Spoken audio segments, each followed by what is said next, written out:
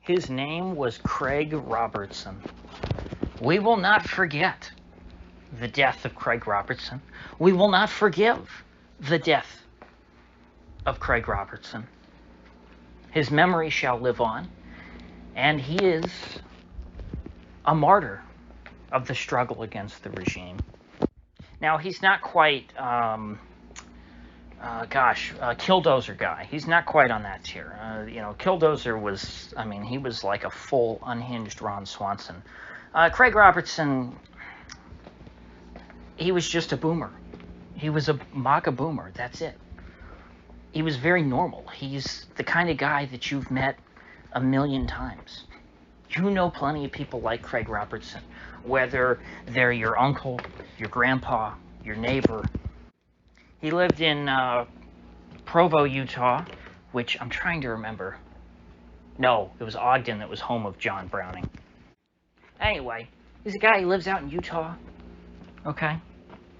Pretty quiet, although Provo's it's changed a lot from what I understand, but he has loudmouth opinions on Facebook.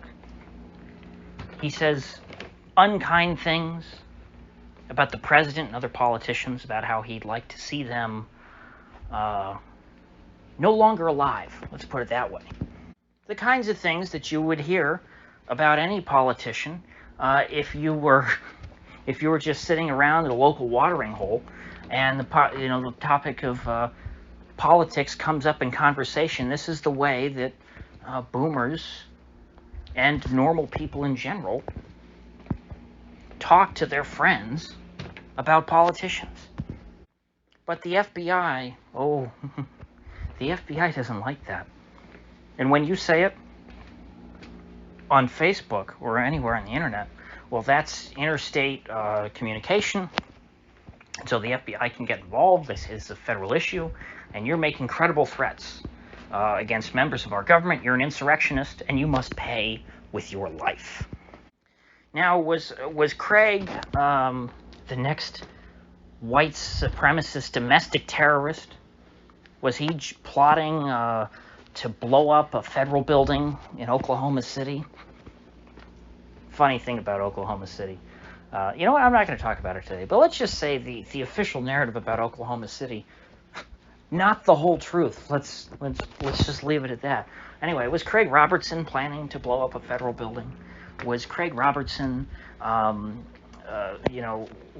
was he the next Lee Harvey Oswald? Funny thing now, the Lee Harvey Oswald narrative, I think, as most people recognize, not quite what they say. That's not the whole truth. Anyway, one look at Craig Robertson, I think you probably can figure out he was not about to assassinate the president or lead an insurrection against our government. He was an old guy, weighed over 300 pounds. He owned some guns. He liked to take pictures with them and post them on Facebook. I know, very scary. And he talked about his desire to kill the President of the United States. He reportedly was largely immobile and was reduced to using a walker. So yes, this guy, very scary. He was a big threat. The whole neighborhood was just waiting for him to blow up one day and to exact his revenge on President Biden. But luckily, the feds stepped in time, and they launched their pre-dawn SWAT raid, where they knocked down the front of his house with a tank. They crashed into his house, and then when he didn't apparently, I guess he didn't immediately put his hands up when they crashed in through the wall of his house, and a bunch of armed men rushed in, and so they perforated him. They filled him full of holes. Let's just say it's probably going to be a closed casket at Mr. Craig Robertson's funeral, because the FBI wanted to make an example out of him. The FBI claims they've been watching him for months before their pre-dawn raid, and so that's how they knew they were going to catch him. But you might ask yourself, well, gee, if they were watching him for months, why didn't they just, walk up to him and arrest him outside at any time over the past few months?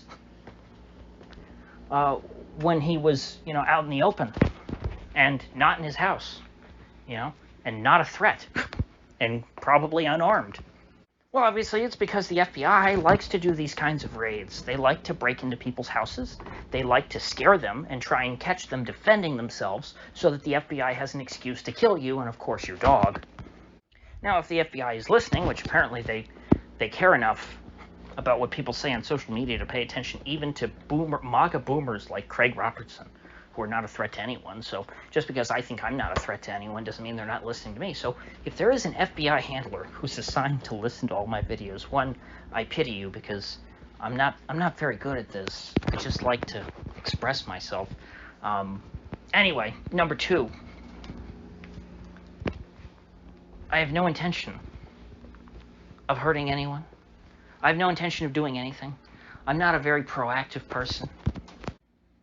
I would never assassinate a politician. I would never do that. I am also not suicidal, so please don't try and, sneak into my house in the middle of the night, shoot me in the back of the head, and then call it a suicide. I don't want any of these people dead. I don't want President Biden to die. I hope he lives a nice, long life, taking care of his grandchildren. Yes, all of them, including the one which he only recently acknowledged.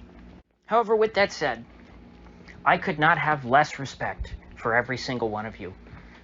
Every man and woman of the FBI. I wish you all a lifetime of unemployment. I regard you in the same way in which the German people regarded, or today regard, ex-Stasi agents and informants. You are no different from them. You have the same attitude, the same intentions, the same tactics. And I think you understand that, and I think you embrace it. Every story needs a villain, and, I think that a lot of you are just happy to have a sense of purpose, even if that purpose is to be the villain.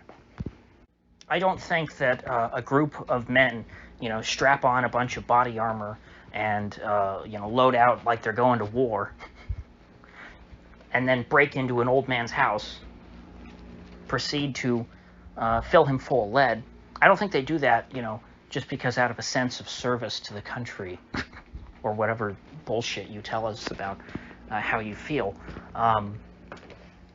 Men who do that do it because they like to kill, because they get off on it. Just like that cop who shot the guy on his knees in Arizona who was crying and saying, "Please don't shoot me," in a hotel, and the cop shot him, and when his AR opened up the dust cover, the inside of the dust cover said, "You're effed." Because it was all a big joke to the cop. He had this fancy toy. If you're a cop, you carry around an AR in your trunk. And it's not that often that you get to take it out. Once you've taken it out, you want a chance to shoot it. It's like that line from, what was the character's name in L.A. Noire? He was a beat cop, working with Phelps. Maybe he was your first partner? No, he wasn't. Anyway, when they get the Ithaca 37 out of the trunk, because back then cops, instead of carrying an AR in their trunk, they carried a shotgun. And Phelps's partner says, when you get the shotgun out of the trunk, that day, either things are going to end very badly, or you're probably going to get a medal. And his point being that, if things escalate to the point to where you need to get out the long gun, and you as a cop, or, your handgun is not sufficient, you need the long gun, you're either walking into a situation that's very dangerous, you're going to get yourself shot, potentially even killed, or you're going to go in, you're going to overpower and shoot down the bad guys, and the chief is going to give you a medal. Perhaps even the mayor will be at the ceremony because you stopped a bank robbery or something. But, for whatever reason, I guess cops feel like they don't get enough of those opportunities, and so they have to make up some of their own. And that's what the FBI did here with Craig Robertson. They said, hey, we've got a guy who we know is no threat. It'll be easy. Let's just go in. We're going to slaughter him. And then we'll say we did it for the good of America. Just like when Biden droned that poor family in Afghanistan during the withdrawal. It was like, what was it, like 9 kids and 2 parents? And not all 9 kids were there, as there were friends over at the house at the time. And Biden just ordered a drone strike on their house, and he said, there were ISIS terrorists in there, and I was, or Taliban, and I was protecting the withdrawal. It's like, no, they totally made that up. They just did it to make it seem like they were doing something because things weren't doing well. So they're like, oh, let's bomb a house and say the Taliban were there and that we're doing something. It wasn't. It was an innocent family, mostly children. And this is just what our government does. And so, if there is a member of the FBI listening, I want you to know that is why I oppose you folks. That's why I don't like our government, because you do evil things. If you didn't commit evil acts, I wouldn't have a problem with you. And guess what? I still don't want to kill you, because I'm not bloodthirsty like you are. I don't want everybody to die. I wouldn't have wanted to kill all the Stasi agents in East Germany. I'm glad they're not dead. They are living relics of an evil regime. Just like, the Nazis that lived. I wouldn't have wanted to execute all the Nazis. I think, there's still a few SS officers walking around, and you know what? They're a reminder of how bad things can get. You don't want to erase stuff like that. You don't want it to go away. You want it always to be front of mind, so that you can use them to compare against modern evils like the FBI. I can't tell you of any country that had a secret police service that was not evil.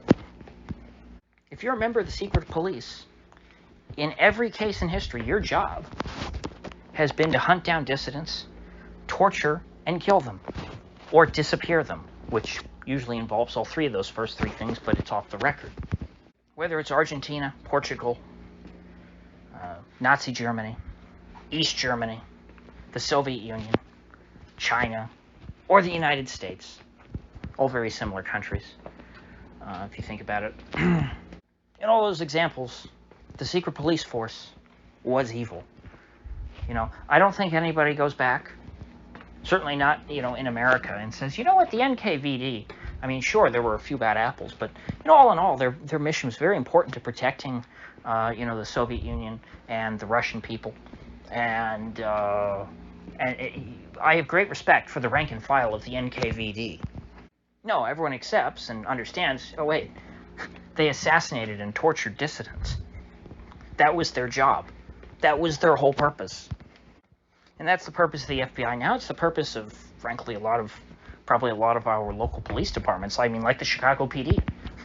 The Chicago police have black sites where they rendition dissidents and torture them until they confess to trumped-up crimes, which is the same thing that the U.S. intelligence does, except they used to, the feds used to take people to Egypt to have them tortured because it's technically illegal here, unless you count waterboarding.